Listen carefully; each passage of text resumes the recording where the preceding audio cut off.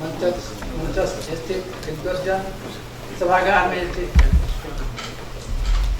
अन्य विद्वज्जन, छात्र और छात्राएं, मैं सवेरे से सुबह से ही जब बैठा हूँ, मेरा कुछ काम तो प्रोफेसर धनंजय ने कर दिया है और बाकी कुछ काम जो शेष था अभी जयशंकर के प्रोफेसर जयशंकर ने कर दिया है। मेरे लिए कुछ बचा नहीं, फिर भी मैं थोड़ा दोहराता हूँ और दोहराने के लिए जो शेष बचा है, जो कि धनंजय पांडे सर ने सवेरे ही अपने पहले ही भाषण में ये कहा था कि ये जिम्मेदारी इस केंद्र की है, ये जिम्मेदारी यहाँ के समन्वयक की है कि वो ये प्रयास करें कि पाइथागोरस का नाम नहीं बल्कि बौधायन का नाम उस थ्योरम के साथ जोड़ना चाहिए जो कि भारत की देन है, चीन की देन नहीं है। हमारा काम है, हमारा नाम होना चाहिए, न कि किसी विदेशी का नाम। जहाँ तक पाइथागोरस का सवाल है, मैं बताऊं, अभी आपने बताया 550 ईसा पूर्व के आसपास का इनका कार्यकाल है।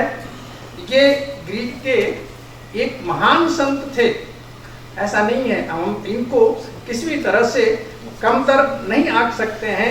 इन्होंने पाइथागोरस स्कूल ऑफ थॉट्स, एक महान दार्शनिक, मैथमेटिशियन, खगोल शास्त्री थे। इन्होंने समाज सुधार किया, वहाँ पे समाज सुधारक का काम किया है। आज की डेट में वहाँ पर ये बहुत ही सम्माननीय है, लेकिन जहाँ तक उस प्रमेय का सवाल है वो हमारी देन है, पाइथागोरस की देन नहीं है। और उसके साथ हमारा नाम जुड़ना चाहिए, बौधायन का नाम जुड़ना चाहिए। ये प्रयास इस केंद्र के माध्यम से होना चाहिए। कैसे होगा, अब ये हम लोगों के जो मनीषी लोग हैं यहाँ पर उपस्थित हैं, वो लोग देखें कि हम लोग इसको कैसे पाइथागोरस थ्योरम की जगह बौधायन थ्योरम कर सकते हैं। प्रमाण के स्वरूप पर मैं कुछ बताता हूँ, अभी सर ने बताया है। देखिए, पाइथागोरस थ्योरम एक सिंपल सी थ्योरम है। किसी भी संपूर्ण त्रिभुज में कर्ण का वर्ग अन्य दोनों भुजाओं के वर्गों के योग के बराबर होता है। ये पाइथागोरस प्रमेय है, जैसा हम लोग आज की तिथि में जानते हैं। इसका दूसरा जो विलोम है वो ये है, जब किसी त्रिभुज में एक भुजा का वर्ग अन्य दो भुजाओं के वर्गों के योग के बराबर होता है तो वह त्रिभुज एक समकोण त्रिभुज होगा। अब इन दोनों तथ्यों को मैं अभी जैसे आपने बताया सुलभ सूत्रों के माध्यम से मैं दोनों को एक्सप्लेन करके अपनी बात को खत्म करूंगा। ध्यान दें, सुलभ सूत्र ये केवल रस्सी के रूल को नहीं रिप्रेजेंट करते हैं, ये बल्कि हम ये कहेंगे कि ये साइंस ऑफ मेजरमेंट है। सुलभ सूत्रार्थ सिंपल नहीं है, ये साइंस ऑफ मेजरमेंट है। कोई भी कर्मकांड किया जाता है, कोई भी समारोह होगा तो उसका प्रारूप और उसकी फल प्राप्ति दोनों पर ही वो आधारित होता है, उसका मापन। तो ये mathematical measurement of all these rights is सुलभ सूत्र। इसी संदर्भ में मैं ये बता दूं कि आपने बताया अभी 4 सुलभ सूत्र मुख्य हैं जो अभी निर्धारित हुआ है। सबसे पहले बौधायन, उसके बाद मानवा, उसके बाद आपस्तम और चौथे स्थान पर है कात्यायन। इस बीच जो आपने भी सुना होगा, पाइथागोरस का जो कार्यकाल है वो कार्यकाल 550 के आसपास का है। बौधायन 800, मानवा 750, आपस्तम 600 और कात्यायन के लिए 350, ऐसा लोग मानते हैं। यद्यपि लोगों का कहना है कि जो बौधायन सुलभ सूत्र हैं ये जितने भी लिखे गए हैं वो 800 से 400 ईसा पूर्व के बीच में हैं। अब मैं कुछ सूत्रों का यहाँ पे उल्लेख करता हूँ। बौधायन का 48वां सूत्र आपने अभी पढ़ा, दीर्घ चतुरस्र अक्षण्या रज्जु पार्श्वानि तिर्यकमानि च यत् पृथक् भूते कुरुतस् दुभयं करोति। और इसका अर्थ यह है कि अक्षण्या जो विकर्ण है किसी भी आयत का, उस पर जो वर्ग बना है वो अन्य दोनों भुजाओं के वर्गों के योग के बराबर होता है। इसको कुछ लोगों ने कहा कि नहीं, इस सूत्र में क्षेत्रफल नहीं बताया गया है, तो आपस्तंभ ने इसी को दोहराया और उन्होंने कहा इति क्षेत्र ज्ञानम अक्षण्या रज्जु, ये पाठ उन्होंने कहा कि दीर्घ चतुरस्र अक्षण्या रज्जु पृथक भूते यत् कुरुतस् दुभयं करोति इति क्षेत्र ज्ञानम।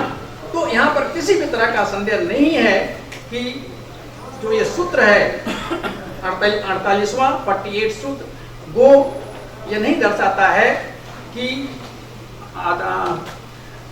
विकर्ण पर बना वर्ग आयत के अन्य दोनों भुजाओं के बने अन्य दोनों भुजाओं पर बने वर्गों के योग के बराबर होता है। इसी श्रृंखला में जो 39वां बौधायन का 49वां जो सूत्र है, त्रिक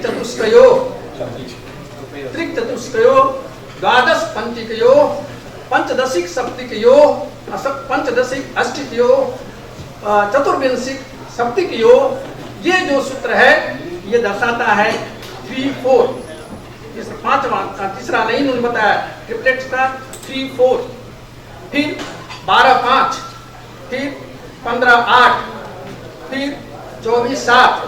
ये जो इस तरह का जो ट्रिपल है वो दर्शाता है कि ये जो प्रमेय है वो यही है कि किसी भी ट्रिपल में, किसी भी त्रिक में, किसी भी आयत में जो विकर्ण का वर्ग है अन्य दोनों भुजाओं के ऊपर बने वर्गों के योग के बराबर होता है। अब एक जो दूसरा पहलू है जिसको हम लोग कहते हैं पाइथागोरस थ्योरम का विलोम, उसके लिए बौधायन का 30वां सूत्र 30th, पहले अध्याय का 30वां और पहले अध्याय का 42वां, इसमें इन्होंने कहा है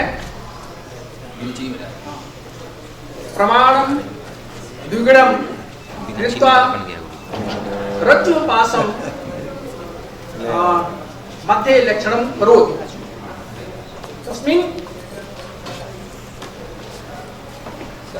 तस्मिन् अर्धे चतुर्भागों इति निरंजनम, यही निरंजन है। इसका अर्थ ये हुआ जब कोई हमारे पास एक रस्सी है, अभी सर ने दिखाया, रस्सी का मतलब यह है कि जब कोई भी एक वर्ग की रचना करनी है, किसी भी एक संपूर्ण की रचना करनी है, तो एक हम लोग भुजा लेंगे, उसको दुगुना कर देंगे। तो दुगुना पाठ हमने किया, उसमें से चौथे भाग को ले लेंगे, तो इस तरह से 4 भाग एक हो गया और एक भाग उसमें और जोड़ दिया, 5 भाग हो गया। तो चूंकि 4 भाग को दुगुना किया गया था, 8 भाग हो गया। तो इस तरह से एक भाग 4 हो गया, दूसरा भाग 5 हो गया और तीसरा भाग 3 हो गया। तो उस रस्सी में जिसमें हमने एक मार्क लगाया, जिसका एक भाग 5 है, दूसरा भाग 3 है, वही हमारा नेंशन मार्क है। नेंशन मार्क ये बौधायन के सूत्र 30 में, और इसी तरह से जो 5, 12 और 13 का है वो बौधायन के 42 में 42 सूत्र में दिया गया है। तो ये जो हमारे सूत्र हैं ये गणित के हिसाब से पूरी तरह से परिपूर्ण हैं, और ये जो नेंशन मार्क है जिससे हम लोग किसी भी संपूर्ण की रचना करते हैं, आयत की रचना करते हैं, वर्ग की रचना करते हैं, या और भी जो आवश्यकता जहाँ पड़ती है, जहाँ पर संपूर्ण रचना है उसको करते हैं, वो हम रज्जु की सहायता से, नेंशन मार्क की सहायता से ऐसा करते हैं। जयशंकर सर, मैं आपको बता दूं, हम लोग यहाँ पर बौधायन सूत्र पर ही काम कर रहे हैं, और हमारे यहाँ मैथमेटिक्स में एक डिप्लोमा कोर्स चल रहा है वैदिक ज्योमेट्री का।